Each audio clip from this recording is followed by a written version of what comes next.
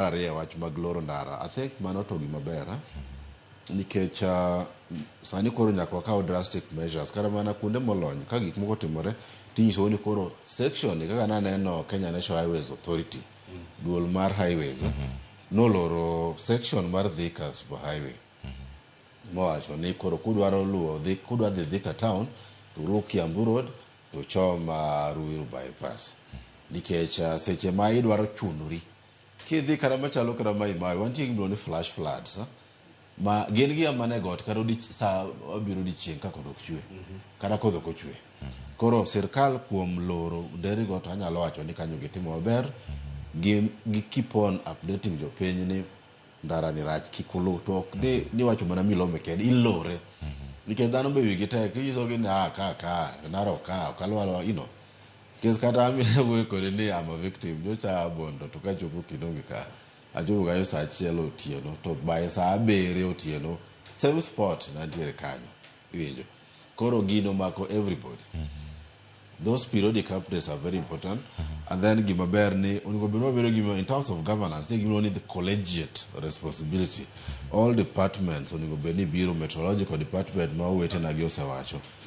gichiwo to kik wapuuza gik ma giwacho because they are based on science ging'e ni to yamo ringo nango koa Indian Ocean koa Congo Basin to luwo nango ma onego bed ni wang'iyo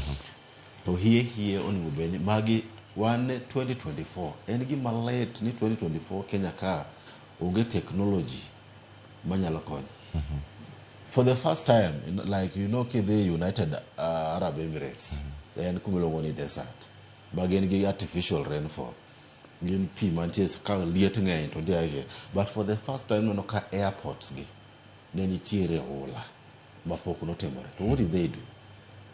like our friends mantie Doha within a very short period ka big no sebedo pumped ma is being processed to ansani wawe mana gine timore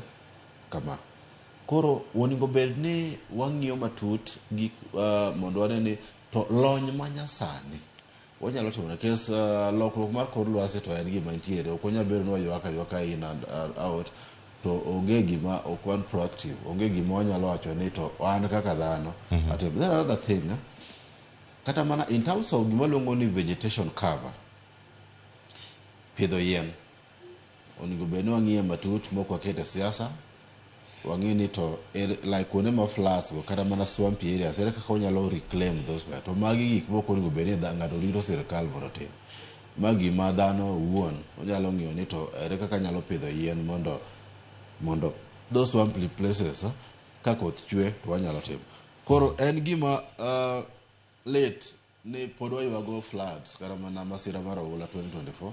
to onge gima long'o gima substantive monyalo wacho ni ma gima watimo to obedo year in year out and then meteorological department wacho ni ok en mana higa ni kende gini dhi nyaka higa mabiro to nochakore higa mokalo en gima iluongo ni a 4